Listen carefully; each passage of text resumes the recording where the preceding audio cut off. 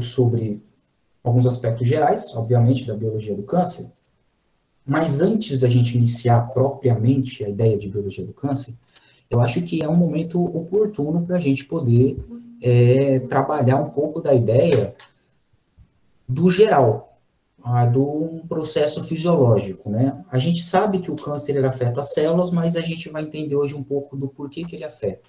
Só que antes de a gente falar da célula transformada, a gente começa pela célula normal. Uma célula normal, minha gente, quando ela precisa trabalhar, quando ela é estimulada a fazer alguma coisa, proliferar, produzir alguma coisa, dividir, morrer, ela produz todas as ferramentas que ela precisa para executar aquela função de forma específica. Então, uma célula, quando ela está no seu estado basal, ela não produz as ferramentas em excesso, ela não fica estocando. Ela simplesmente produz o que ela precisa no momento em que ela é estimulada a usar aquilo. E quando ela é estimulada a usar uma ferramenta, a fazer alguma atividade, ela precisa produzir essas ferramentas. Aí o que ela faz? Ela vai lá no núcleo dela. Deixa eu ativar aqui meu laserzinho aqui para vocês poderem ver. Ela vai lá no núcleo da célula. E dentro do núcleo dela, ela acessa todo o material genético que ela tem disponível para ela. Todas as ferramentas que uma célula precisa para poder executar as suas funções dela, ou a maior parte dessas ferramentas que ela precisa para executar funções vitais da sua biologia celular, essa célula ela encontra no seu material genético, que é o DNA. O DNA ele é um código que carrega todas essas informações. E as regiões do DNA que carrega essas informações é chamado de gene.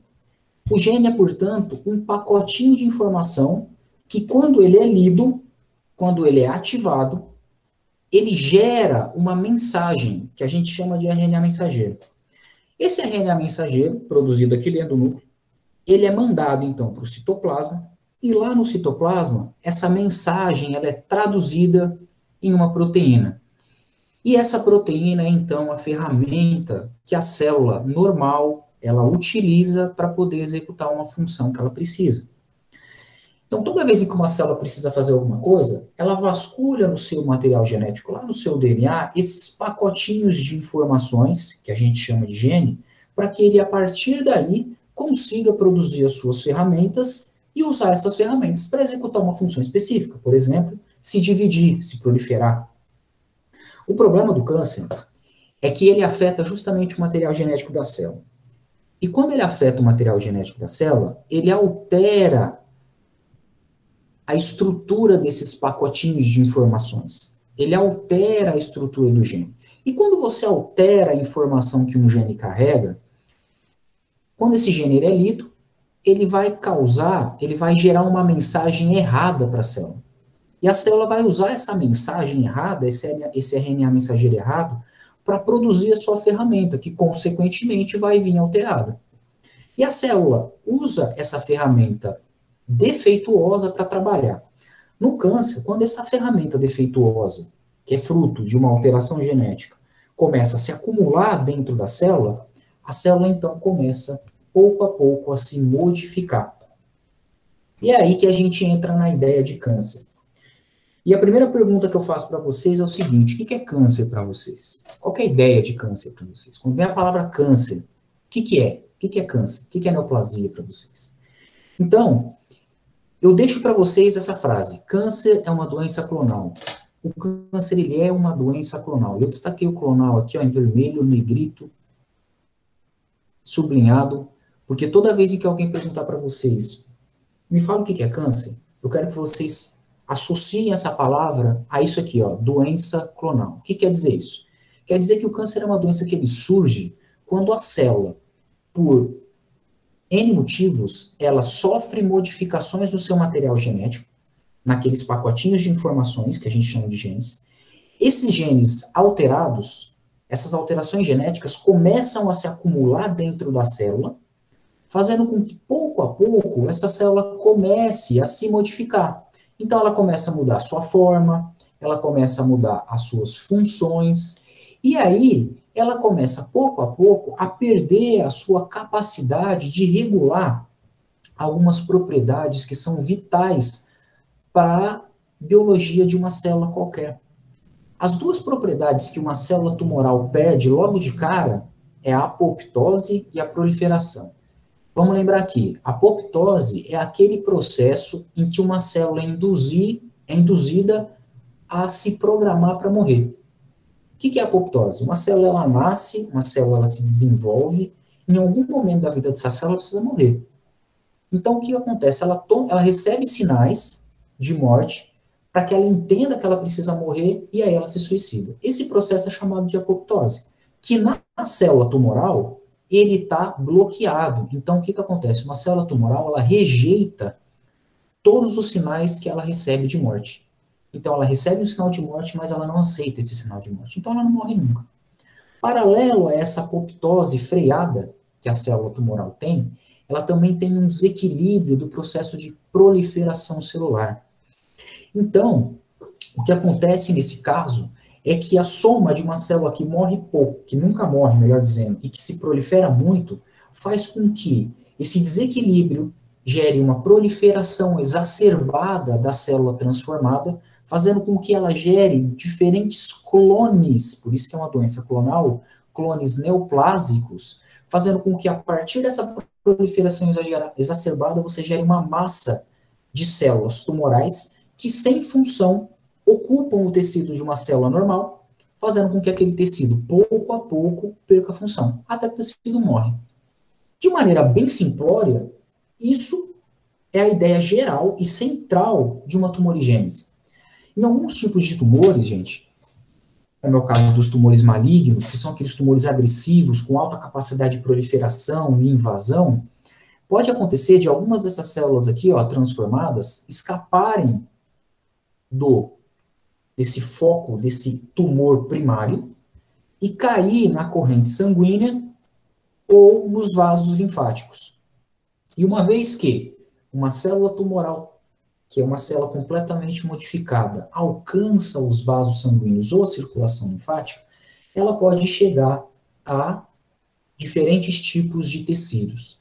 E quando essa célula sai de um foco primário, migra para um outro tecido e gera um tumor lá, isso tem um nome. A gente chama isso de metástase.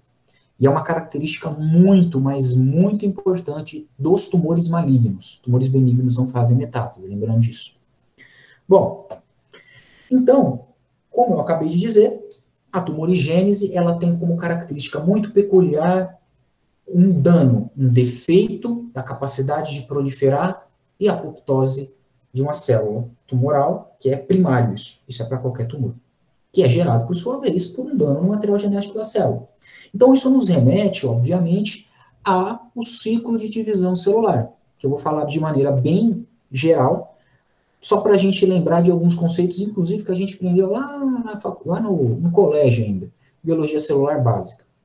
O ciclo de divisão celular, ele é um processo importante para a célula porque permite que uma célula gere duas células filhas iguaizinhas à célula mãe. Esse processo, ele é dividido em duas etapas básicas. Uma etapa que nós chamamos de intérfase, que a gente divide ela em 3 momentos, e uma etapa que a gente chama de mitose, que a gente divide em outros 4 momentos. O momento da intérfase, ou os momentos, né, as fases da intérfase, ela é um momento do ciclo de divisão celular em que a célula se prepara para dividir. Ela entende que ela precisa se dividir, uma célula normal entende que ela precisa se dividir, e aí ela começa a se preparar para isso. Para ela se preparar, o que ela faz? Ela aumenta o seu tamanho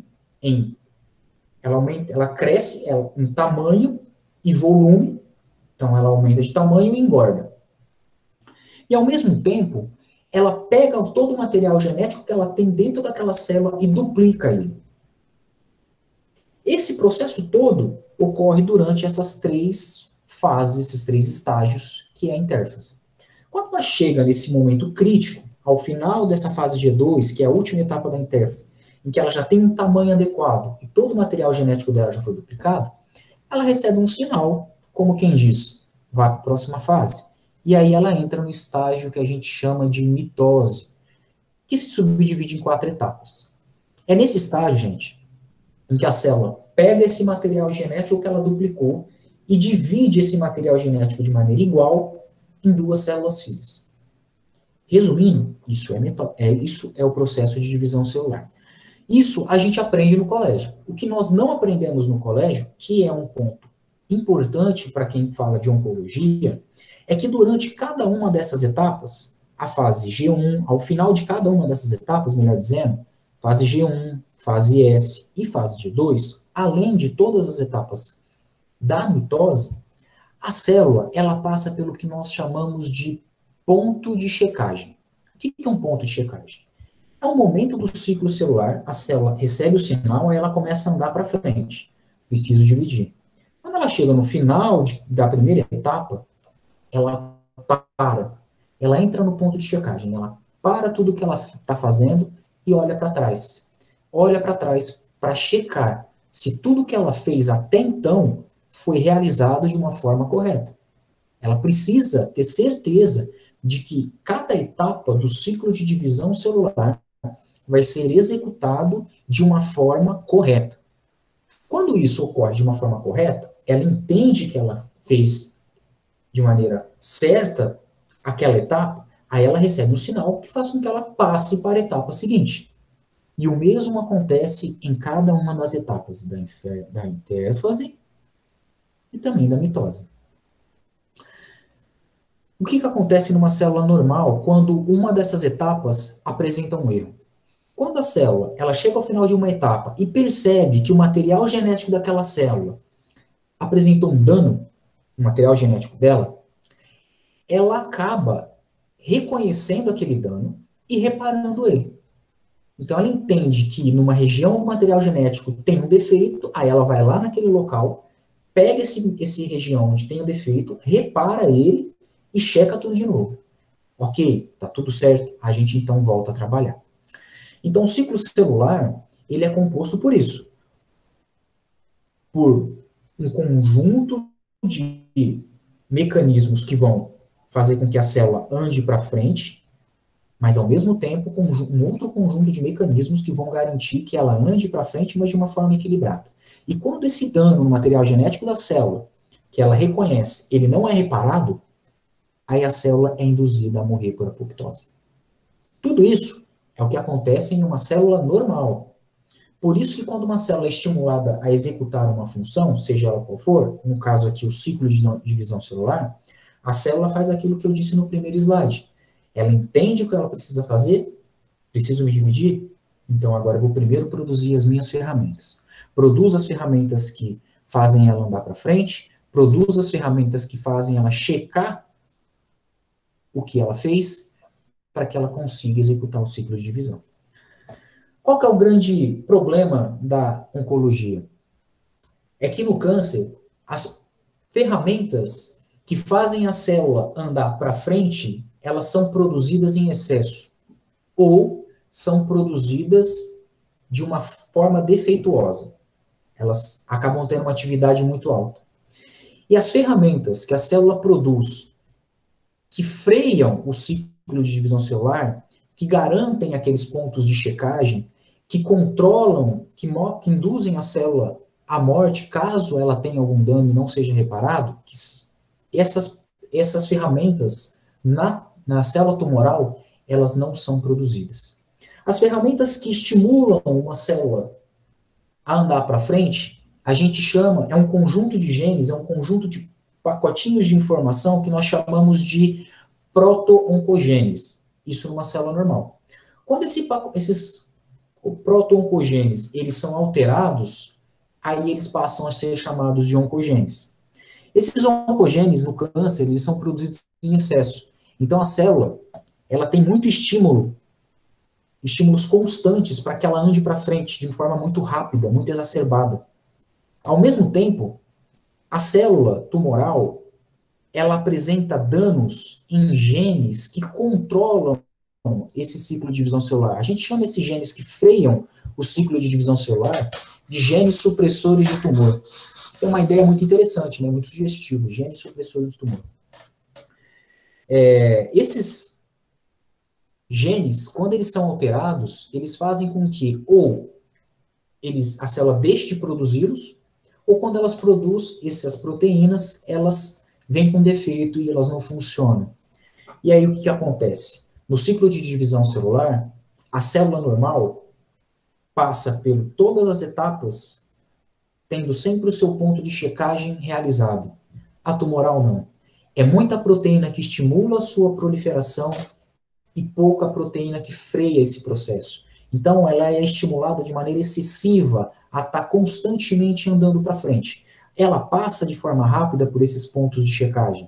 E na maior parte das vezes, a checagem ela não é realizada. Então, quando a célula apresenta um dano nesse processo, ele deixa de ser reparado.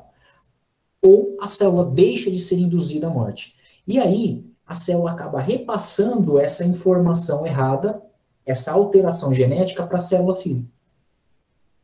E aí a gente entra naquela ideia de que eu disse no conceito de tumorigênese. Tumorigênese, o que é? É um acúmulo de alterações genéticas que faz com que a célula se prolifere de forma exacerbada, gerando clones neoplásicos iguaizinhos a ela, que é o que acontece no ciclo de divisão, quando ele está alterado. Uma produção excessiva de oncogenes e uma produção pífia, uma produção baixa de genes supressores de tumores, que faz com que a célula tumoral ande para frente no ciclo de divisão. As alterações genéticas que a gente observa no câncer, elas provêm de diferentes fontes, certo? Então, quais são as fontes? De forma geral, o nosso material genético, ele pode ser alterado por fontes ambientais, fontes externas, que pode ser radiação ultravioleta, que pode ser agentes químicos, como cigarro, pessoas que trabalham em mina de carvão, por exemplo, são mais propensas a desenvolver tumores, pesticidas ou produtos químicos usados em lavouras de uma maneira geral. São exemplos, alguns exemplos de fatores ambientais, a presença de agentes carcinogênicos que podem contribuir para esse processo. Ou também fatores intrínsecos, ou seja, fatores que estão dentro da gente. Doenças crônicas, inflamação crônica, alterações metabólicas, o que acontece? Em todos esses casos, seja ele um fator ambiental ou não, um fator intrínseco, a célula, ela recebe todo esse estímulo, ela recebe todo esse estímulo dela e acaba mudando o seu metabolismo, produzindo uma série de substâncias químicas que vão interagir com o nosso material genético, seja DNA ou cromossomo, e acabar alterando a estrutura química do nosso código genético. Quando essa estrutura química ela é reparada, ok, tá tudo certo. No caso do câncer, isso não acontece. Esses agentes carcinogênicos, em contato constante, dando estímulos constantes de dano ao DNA, aumenta a chance de um desses danos não serem reparados. E quando esses danos eles não são reparados, a célula começa a ter aqueles defeitos em que eu falei. Ela repassa esse dano para a próxima célula, e aí a célula seguinte divide e repassa de novo o dano, e esse dano vai sendo transmitido de uma célula para outra. De maneira geral, a gente pode encontrar 3 tipos de alterações genéticas, 2 tipos de alterações genéticas e um tipo de alteração epigenética, muito associado ao câncer. O primeiro deles são as mutações. Existem diferentes tipos de mutações, mutações de sentido, mutação sem sentido, enfim, que no final do dia, as mutações elas nada mais são do que alterações da sequência dos nossos genes. Então, quando você altera a estrutura do seu gene, você muda a informação. Lembra que eu disse lá no começo? Genes são pacotinhos de informações. Esses pacotinhos de informações, eles geram a informação necessária para a célula produzir a sua ferramenta de trabalho. A mutação, ela impacta diretamente sobre o gene. Por quê? Porque ela altera essa informação. E se o gene está alterado, quando ele for expresso, quando ele for ativado, quando ele for lido, ele vai gerar uma informação errada. Então, as mutações, elas estão diretamente associadas com a tumorigênese por conta disso. Um outro tipo de alteração é o que a gente chama de instabilidade cromossômica. Dentro dos nossos cromossomos tem o nosso DNA, e dentro do DNA tem os genes. O que acontece na instabilidade cromossômica? Durante o ciclo de divisão celular, eu falei, ele divide em intérfase, uma fase em que a célula se prepara para dividir, e quando ela está pronta para dividir, ela entra na mitose, o momento em que a célula ela pega aquele material genético duplicado e separa de maneira igual em duas células filhas.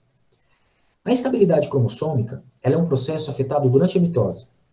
Todo esse processo de separação igualitária dos nossos cromossomos em duas células filhas, ele é promovido por uma maquinaria proteica grande, ou seja, a célula precisa de muitas ferramentas para executar essas etapas. Quando os genes que produzem essas ferramentas, eles estão danificados, a célula apresenta uma instabilidade cromossômica. Isso faz com que esse processo de separação igualitária dos cromossomos do nosso material genético, ele se torna comprometido. E aí, se ele ocorre erros durante essas etapas, a gente acaba chegando em dois momentos, dois resultados. Se você tiver um erro de mitose, você pode causar o efeito de que uma célula vai ter mais material genético que a outra. Uma condição em que uma célula tem mais material genético que a outra célula, você chama de aneuploidia. Uma ideia onde uma célula tem mais material genético, mais cromossomos ou menos cromossomos que ela deveria ter na realidade. Um segundo ponto que a instabilidade cromossômica ela pode causar nesse processo é o que a gente chama de translocação. Pode acontecer, durante essa etapa de separação do material genético da célula, dessa separação ser feita errada. E aí o que acontece? O material genético de um cromossomo vai para outro. Você troca pedaços de cromossomos. Essa troca de um pedaço de cromossomo em outro, de maneira igual, um pedaço do cromossomo A vai para o B, um pedaço do cromossomo V vai para o A, um pedaço do cromossomo C vai para o D, você chama isso de translocação.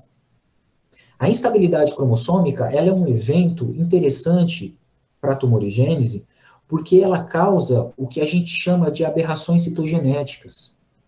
É um problema que acaba afetando não um, mas vários genes, porque você tira um pedaço do DNA de um cromossomo e coloca em outro. Ou você duplica o número daquele DNA de uma maneira muito grande, isso causa um dano fisiológico para a célula. A estabilidade cromossômica, então, é um segundo defeito muito associado à tumorigênese. Um terceiro dano são o que a gente chama de epigenética. Vocês já ouviram falar de epigenética? Se a gente pudesse fazer uma analogia comparando genética e epigenética não são necessariamente a mesma coisa, viu, gente?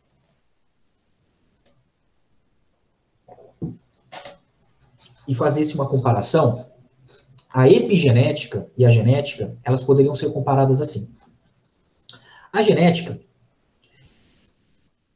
ela seria como se fosse um profissional que cuida da estrutura de um computador. Como esse notebook que está na minha frente, como o computador de vocês. O profissional que se preocupa com a estrutura física do computador, ele é chamado de um profissional que cuida da parte de hardware, da estrutura física dele. O profissional que se preocupa com a programação daquele computador, a gente fala que ele é um profissional que trabalha com software.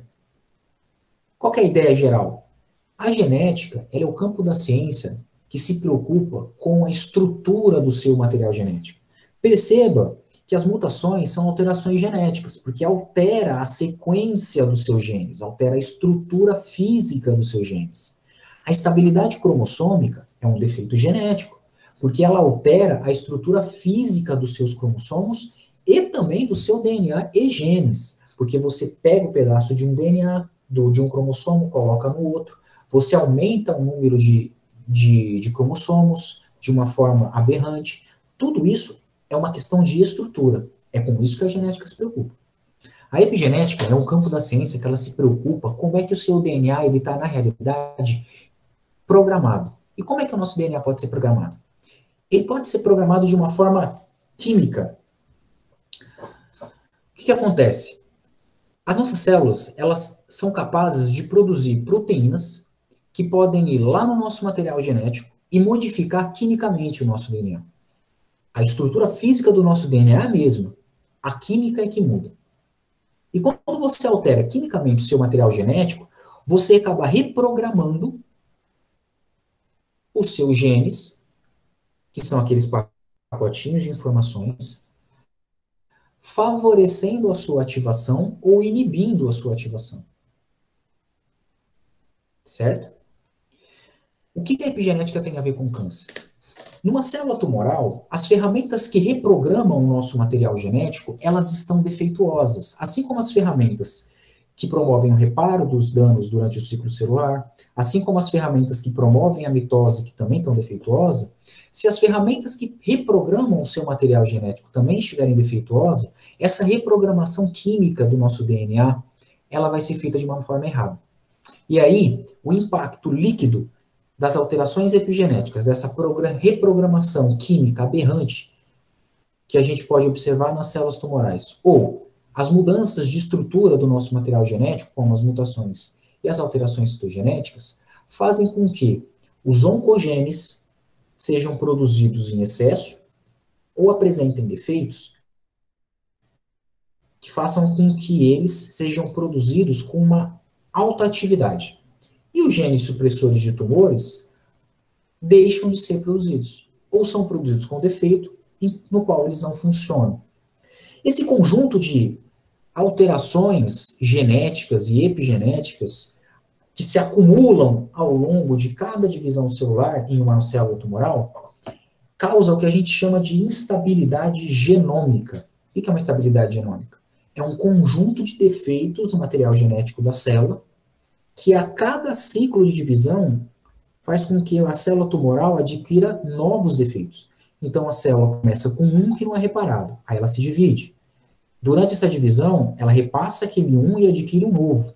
Depois ela se divide de novo e adquire novas mutações, novas alterações. Essas alterações acumuladas vão fazendo com que a célula, a cada divisão, aumente a velocidade com que ela se altera geneticamente, até que chega num ponto em que a célula perde completamente o controle de si mesma.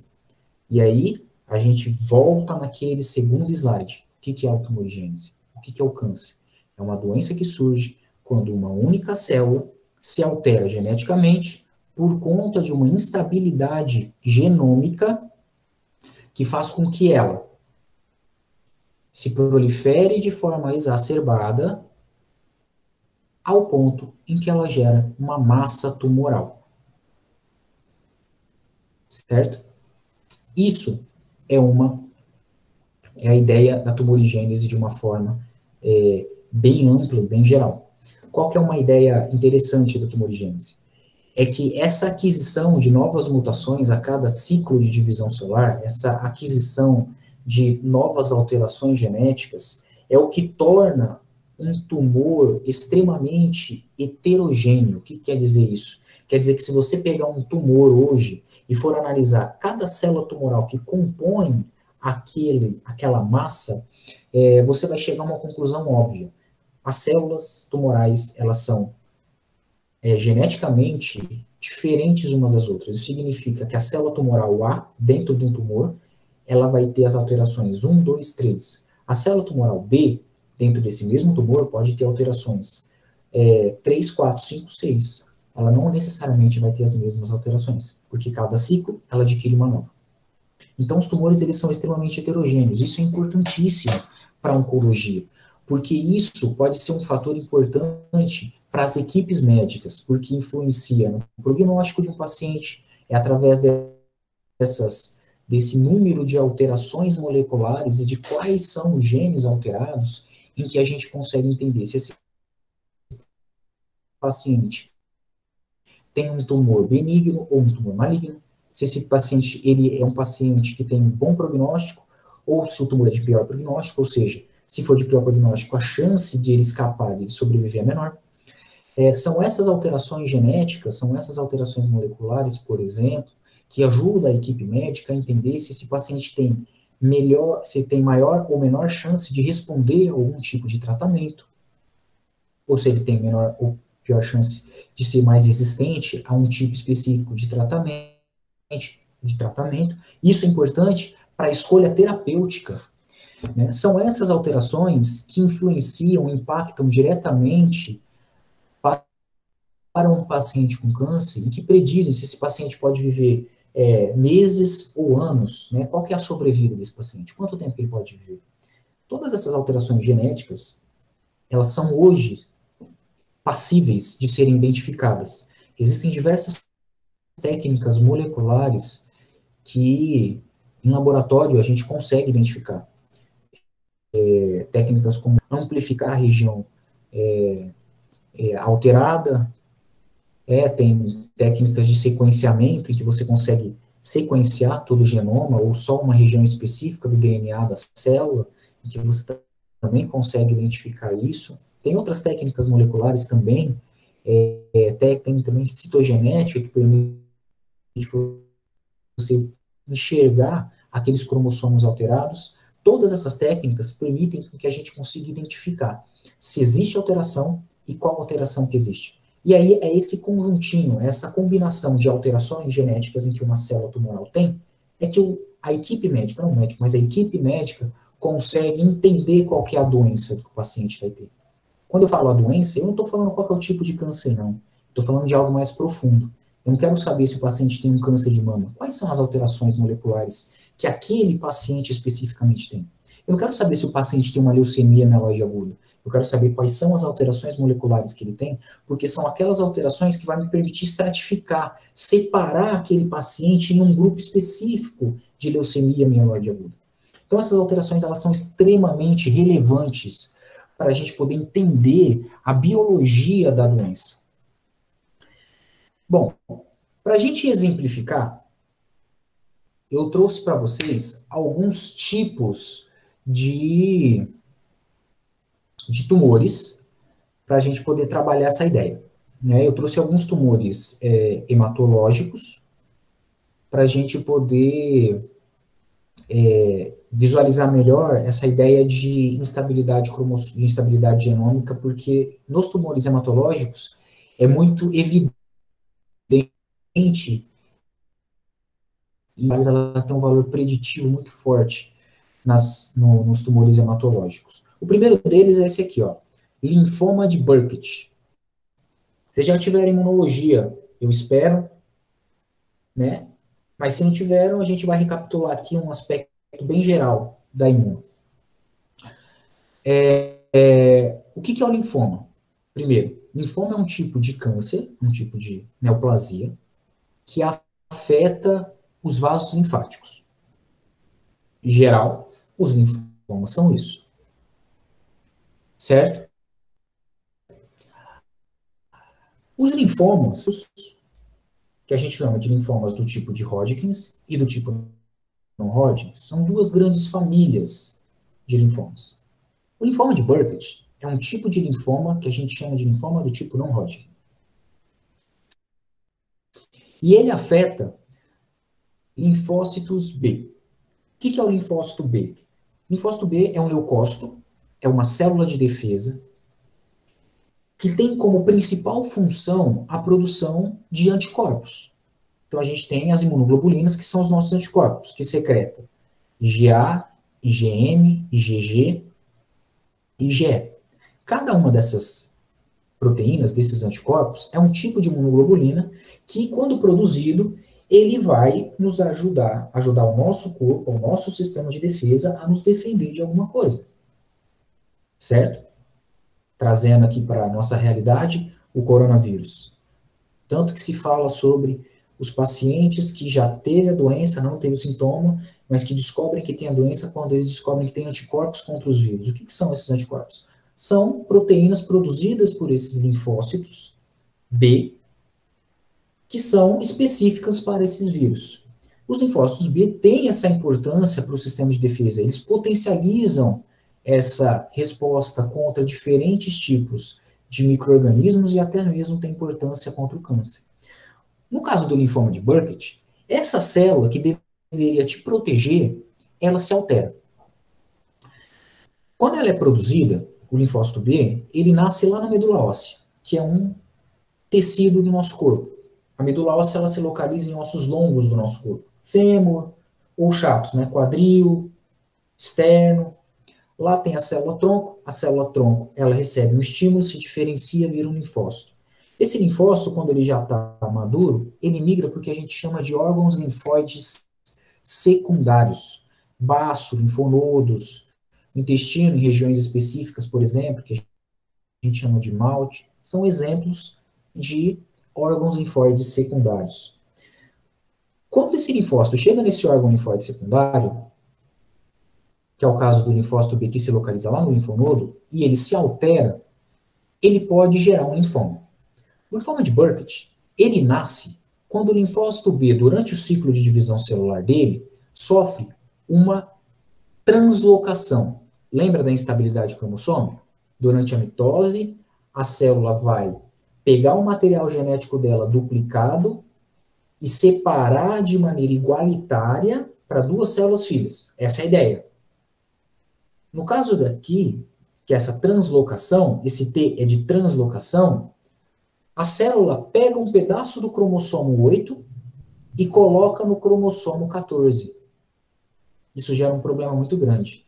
Porque o pedaço de DNA que estava lá no cromossomo 8 e que foi colocado no cromossomo 14, aqui nessa figurinha, o pedaço do DNA do cromossomo 8 está em laranja, você está vendo aqui, ó, foi parar aqui no cromossomo 14 que está em verde.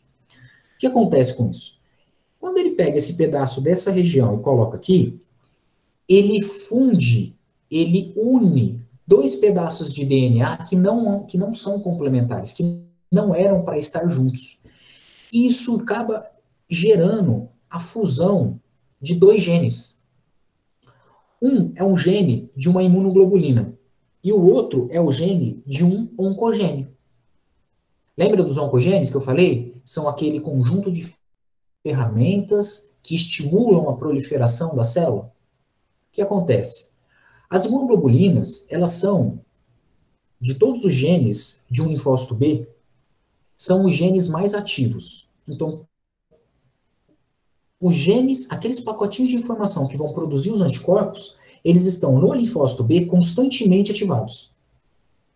Quando você pega um pedaço de um oncogene e coloca junto com esse gene da imunoglobulina, esse oncogene vai ser estimulado constantemente a ser produzido também. Porque você estimula o gene da imunoglobulina e esse gene estando junto, ele é ativado de lambuja. E aí o que a célula, com essa translocação, ela faz? Ela produz uma quantidade excessiva de uma proteína que a gente chama de MYC, que é na família daqueles oncogenes. Aí o que esse MYC começa a fazer? Ele começa a disparar sinais para que a célula se divida. Como se ele falasse assim para a célula, eu preciso que você se divida agora e rápido. A célula começa então a se proliferar.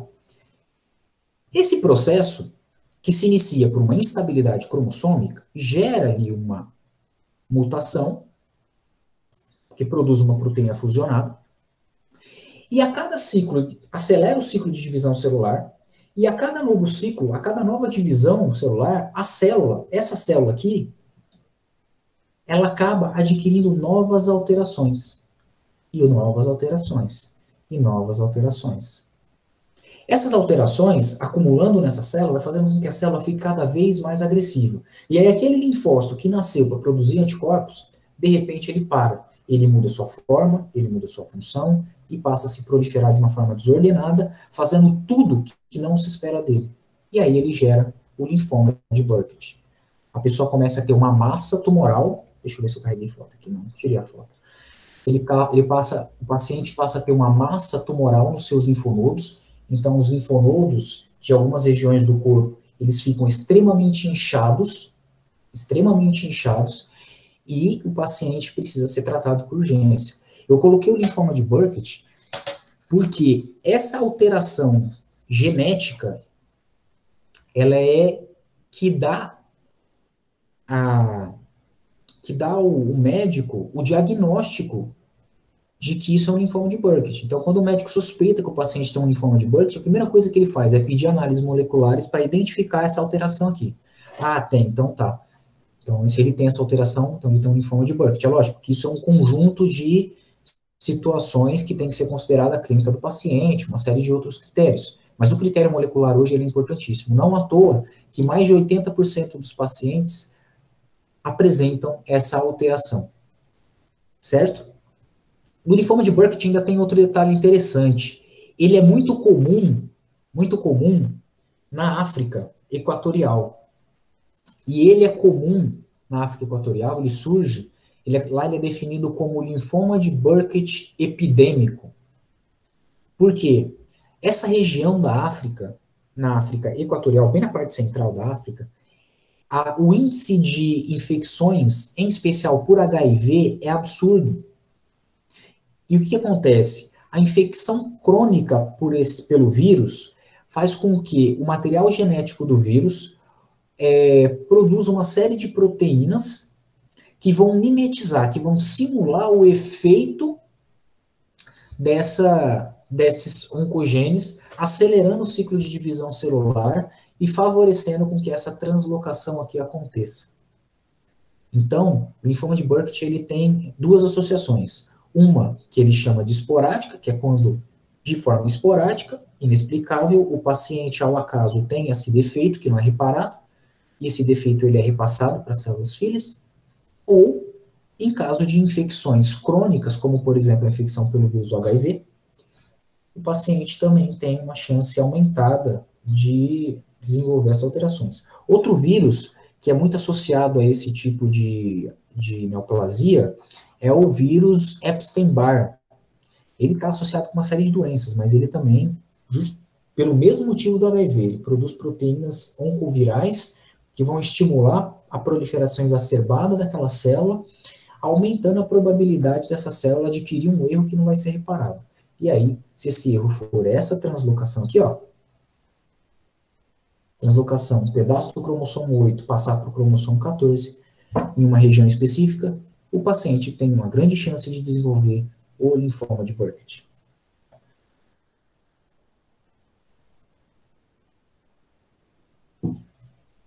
Vocês estão pegando aí, gente? Se tiver alguma dúvida, quiser perguntar, não sei como é que é a dinâmica, pode perguntar, se a gente tem tempo. Um outro tipo de neoplasia é a leucemia mieloide crônica. Por que eu coloquei a leucemia mieloide crônica? A leucemia mieloide, quando descobriram a alteração molecular da leucemia mieloide crônica, ela meio que mudou, meio que revolucionou a ideia de diagnóstico. Por quê? A leucemia mieloide crônica, ela surge quando uma célula tronco hematopoética, de novo, o que é a célula tronco hematopoética? É uma célula que se localiza lá na medula óssea e é responsável pela hematopoese. Lembra vocês, a hematopoese, ela é um evento, um processo que tem como finalidade gerar todos os elementos do nosso sangue. Os leucócitos, a série branca, né, que são os leucócitos, e a série vermelha, que são as hemácias e as plaquetas. Todas elas surgem de um precursor comum, que a gente chama de célula tronco hematopoética. Então, o que acontece? A célula tronco ela recebe um estímulo, esse estímulo ele faz com que esse estímulo é específico, ela recebe o estímulo, entende o que ela tem que fazer, ela começa então a se proliferar e a se diferenciar. Aí, dependendo do estímulo, ela se diferencia num linfócito, num monócito, num granulócito, se for da série branca, ou se diferencia numa hemácia, se for numa série vermelha, ou dá origem aos megacariócitos, que posteriormente vai dar origem às plaquetas, enfim. O que acontece na leucemia mieloide crônica? É que a célula, durante essa etapa de divisão, ela acaba adquirindo uma instabilidade cromossômica, assim como no linfoma de Burkitt. E aí, um pedaço do cromossomo 9 vai para o cromossomo 22. Então, você pega um pedacinho do cromossomo 9 e vai lá para o cromossomo 22. Nesse pedacinho, você acaba gerando a fusão de dois genes. Então, dois pacotinhos de informações que deveriam funcionar independentes um do outro são juntados, são fusionados. E quando você fusiona dois pacotinhos de informação desse, que é esse caso aqui, quando você causa a translocação do cromossomo 9 com o cromossomo 22, você acaba produzindo, fruto dessa junção, um gene que vai, quando ativado, vai gerar uma proteína fusionada. A proteína chamada de BCR vai se encontrar fusionada com a proteína ABL. E aí a gente gera todo o problema que gera a doença. A leucemia mieloide crônica ela é definida como uma neoplasia mieloproliferativa. O que significa isso? Significa que essa célula-tronco aqui, ó, quando ela recebe essa alteração, ela vira essa. E aí, ao invés dela se proliferar e se diferenciar de maneira equilibrada, passando por todos aqueles pontos de checagem que eu falei lá naquele slide do ciclo celular, ela perde essa capacidade. Aí ela começa a se proliferar muito e gerar muitas células da linhagem mieloide. Os leucócitos, eles se dividem em células mieloides. Leucócitos não. A hematopoese a gente divide em série mieloide e série linfóide. A série mieloide, você vai ter a série vermelha e a série branca com os granulócitos, os monócitos e as células dendríticas. No caso aqui, a célula-tronco hematopoética transformada, ela acaba gerando muito, aumentando muito o número e o volume das células mieloides que são jogadas da medula óssea para a corrente sanguínea. E isso daí acaba dando um impacto absurdo, porque o número excessivo de células no sangue aumenta o metabolismo da pessoa, fazendo com que a pessoa tenha que gastar muito mais energia. O metabolismo dela totalmente alterado faz a pessoa ficar mais cansada, ter uma série de deficiências metabólicas, fica anêmica, enfim.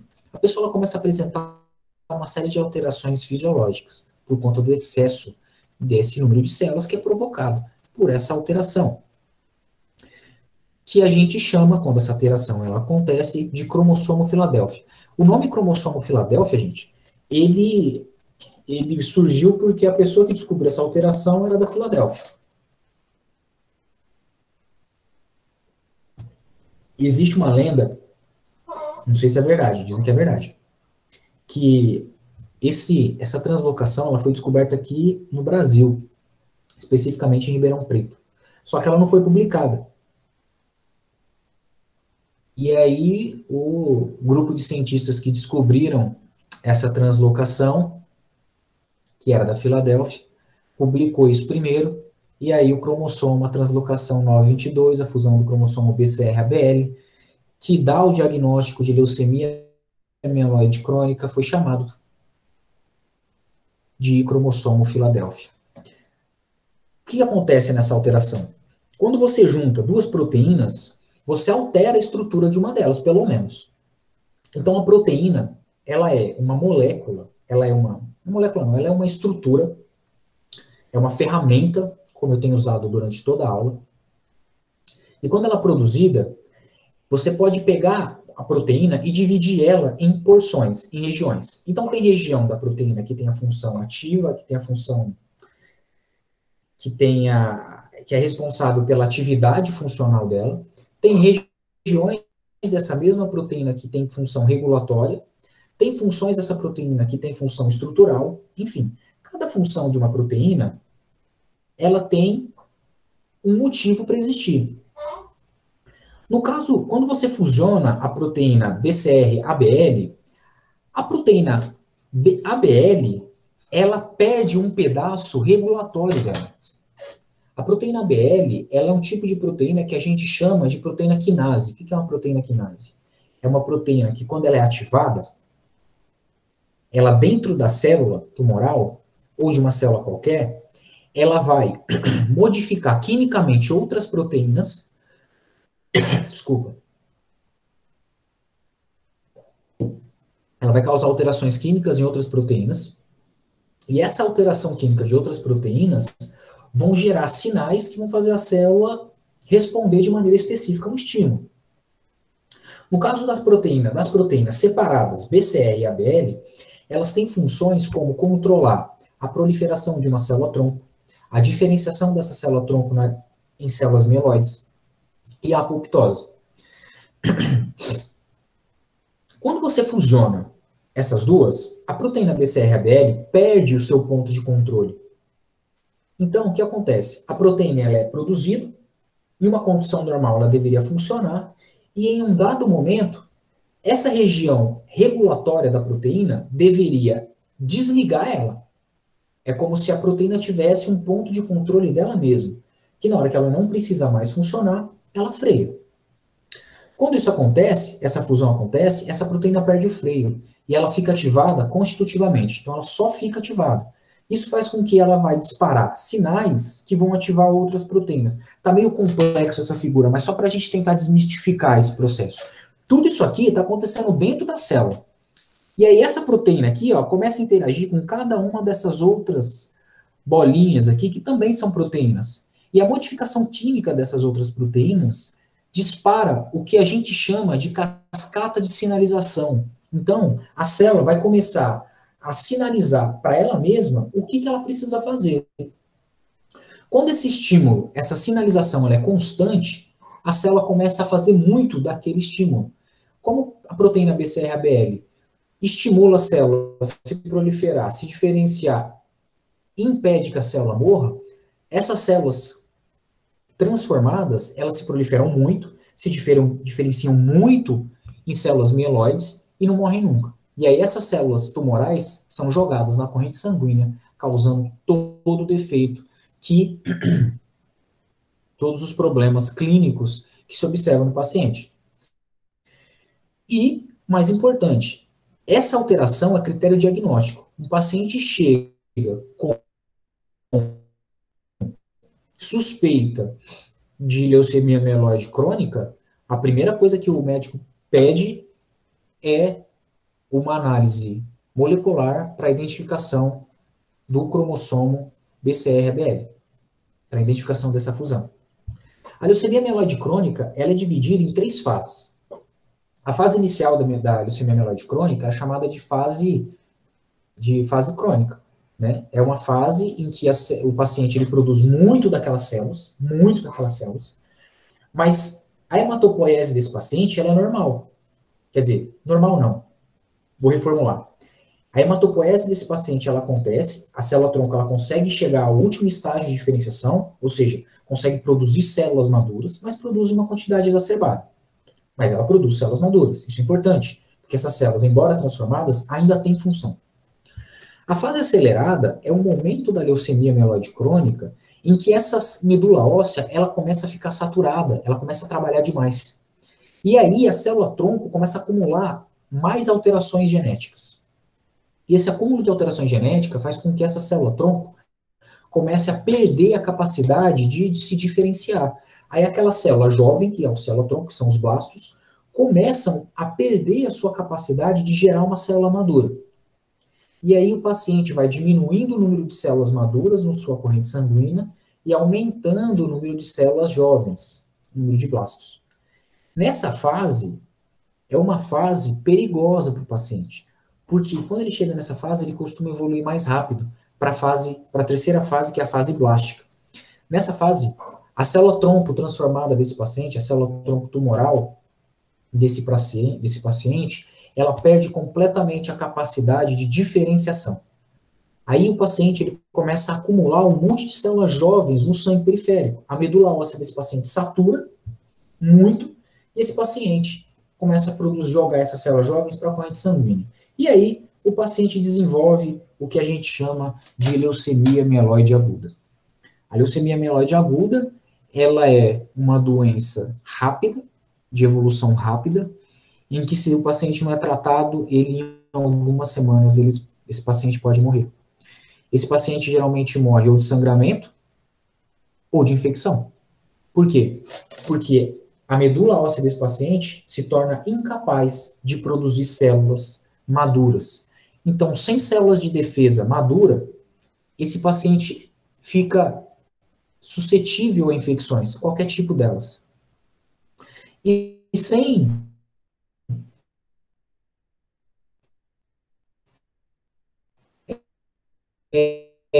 de plaqueta, esse paciente fica com uma anemia muito forte, e aí sem plaqueta esse paciente fica suscetível a uma série de hemorragias. Então ele pode ter sangramento a qualquer momento e morrer, ou de infecção, ou de sangramento, de hemorragia. Um outro grupo de neoplasias mieloproliferativas é o grupo de neoplasias mieloproliferativas que a gente chama de BCR-ABL1 negativas. Esse aqui, inclusive, é o tema do meu doutorado aqui em Ribeirão Preto. Como eu disse, a leucemia mieloide crônica ela é caracterizada pela presença do cromossomo BCE, da fusão do cromossomo BCE, da proteína BCR-ABL. Então, é um tipo de neoplasia mieloproliferativa BCR-ABL positiva, porque você tem a presença desse cromossomo. Essa proteína.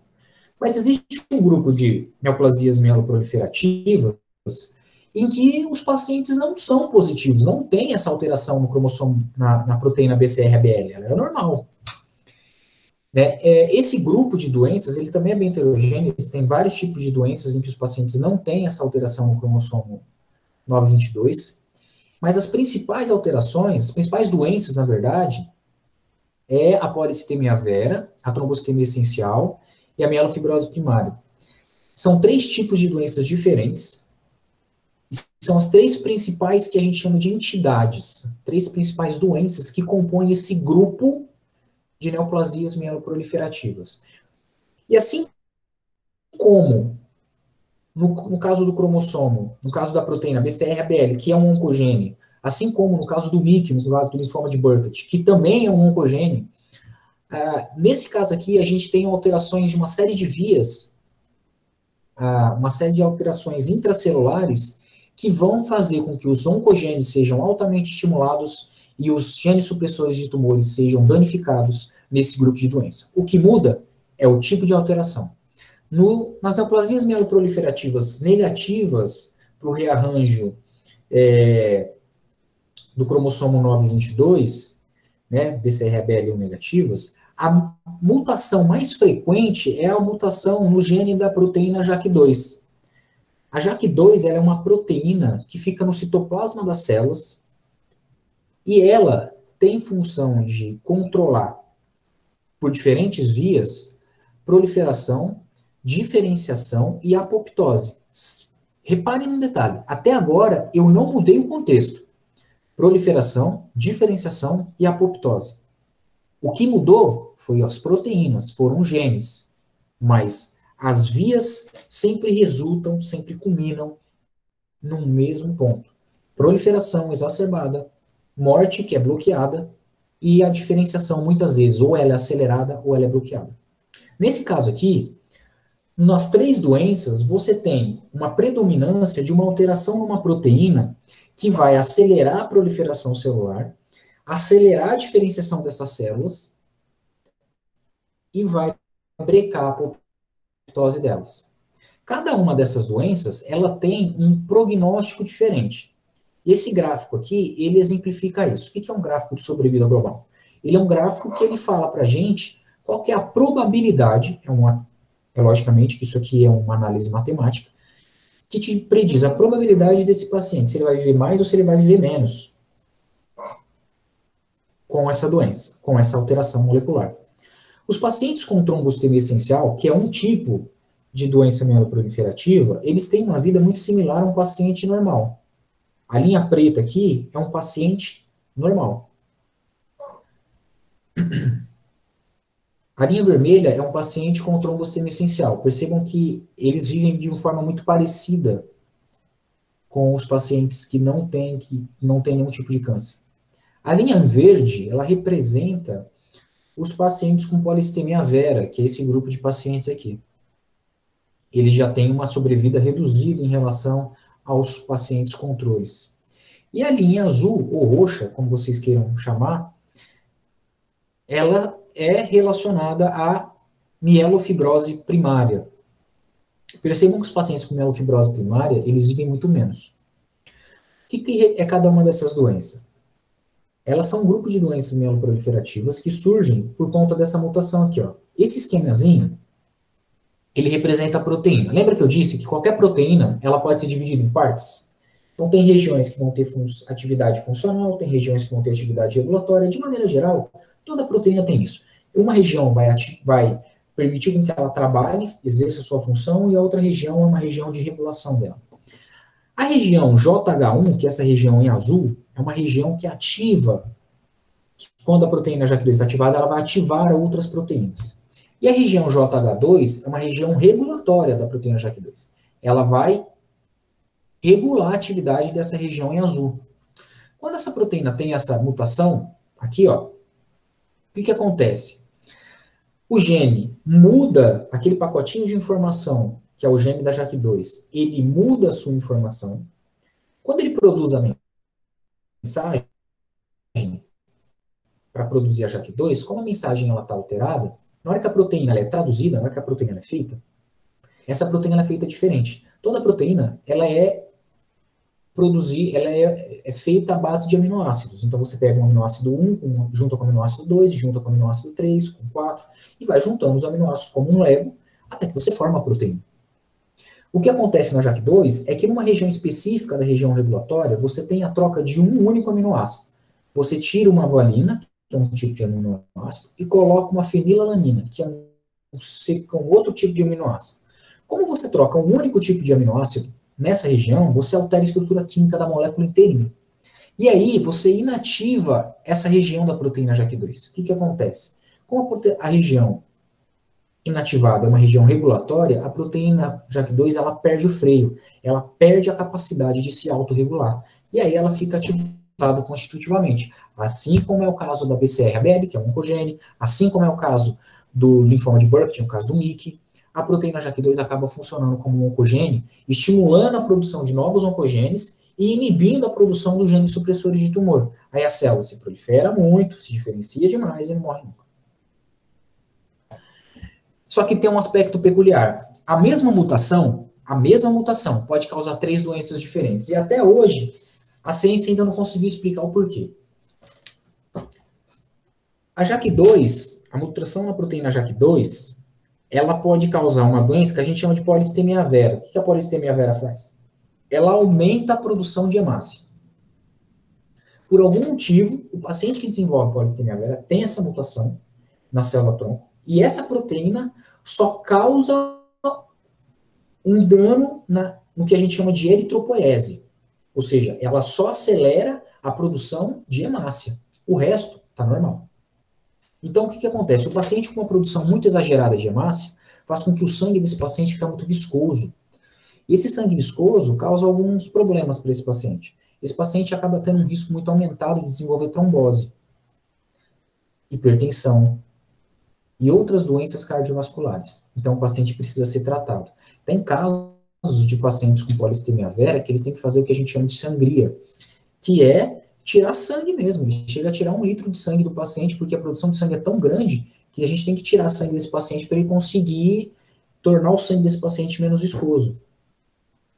Ou a trombocitemia essencial, que é um tipo de doença que a mesma mutação, ao invés de aumentar a produção de eritrócitos, de hemácia, ela acaba afetando os megacariócitos, que são aqueles grupos celulares que vão dar origem às plaquetas. No final, a sintomatologia é muito similar. Os pacientes acabam tendo um risco aumentado, tanto na polissemia vera como na trombocitemia essencial, um risco aumentado de trombose e doenças cardiovasculares.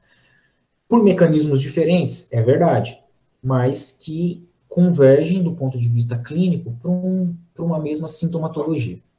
A mielofibrose já é um pouco diferente.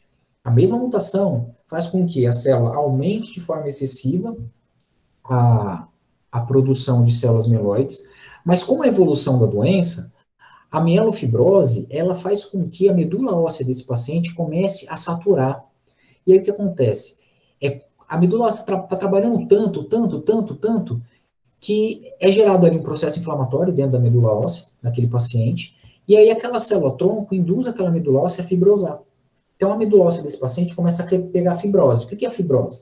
A fibrose é um tecido conjuntivo que ingessa aquele ambiente e modifica completamente o local de trabalho da célula-tronco.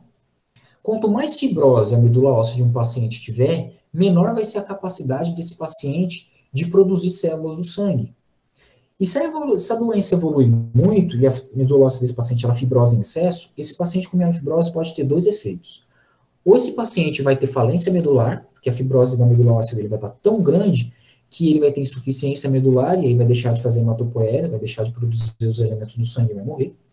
Ou esse paciente vai modificar tanto o ambiente por causa da fibrose que a célula-tronco, que já é transformada desse paciente, vai se modificar mais ainda na tentativa de se adaptar ao meio. E aí esse paciente evolui para a leucemia mieloide aguda. A mielofibrose das três doenças, a polissemia vera, trombocitemia essencial e a mielofibrose primária, dessas três doenças é a mais grave. Por isso que ela, o paciente que tem ela, tende a viver menos. Pode viver de alguns meses ou alguns anos. E tudo isso depende do momento em que esse paciente tem o diagnóstico. E, consequentemente, né, tem tratamento que pode segurar esses pacientes, mas quando o paciente é diagnosticado mais na fase tardia, aí, fatalmente, ou esse paciente evolui para insuficiência medular, ou esse paciente evolui para leucemia mieloide aguda. Bom, gente, para a gente finalizar, fazendo um balanço geral aqui. O que é o câncer? É uma doença clonal, nunca se esqueçam disso, que surge por alterações genéticas, não uma, mas um acúmulo de alterações genéticas. Sempre alterações genéticas que se acumulam em oncogenes ou genes supressores de tumores, que, como eu disse, independente da doença, sempre vai ter um oncogene, sempre vai ter pelo menos um gene supressor de tumor afetado, e que vai ter papel crucial nesse processo. Resultado líquido, a célula alterada, a célula com uma instabilidade genômica muito grande, alterada, ela começa a se proliferar, gerando uma massa de células de clones neoplásicos iguaizinhas a ela, modificados, e que, sem função, ocupa o espaço das células normais e faz com que o tecido perca a função e morra. Se o paciente não é tratado com câncer, esse paciente pode ir a óbito. Então, quando vocês forem estudar, foquem em oncogenes, foquem em genes supressores de tumores para vocês entenderem a genética. E lembre-se que a genética do câncer é apenas um pilar da tumorigênese. Quando a célula se transforma e o tumor ele nasce, aquelas células tumorais elas passam a controlar todo o microambiente tumoral. E aí, outros fatores acabam surgindo juntos. Além da genética, existem fatores de angiogênese, que é quando você acaba tendo uma produção excessiva de vasos na região do microambiente tumoral, que vai levar sangue e nutrientes para aquele tumor. Você vai ter fatores imunológicos, por exemplo, que vão fazer com que seu sistema imunológico, que deveria te proteger contra o tumor, seja recrutado para o microambiente, e ao invés de proteger, e ao invés de agredir o tumor, eles acabam favorecendo o crescimento tumoral. Fatores metabólicos, o tumor muda o seu metabolismo e o metabolismo do microambiente, favorecendo também a tumorigênese. Então lembre-se, a genética, ela é um pilar. O câncer é uma doença genética, nasce de dentro para fora, mas depois que a célula se transforma, todo o ambiente é mudado. Existem diversos outros pilares em que a gente pode focar. Tudo bem? Obrigado. Eu estou à disposição de todos aí para responder o que vocês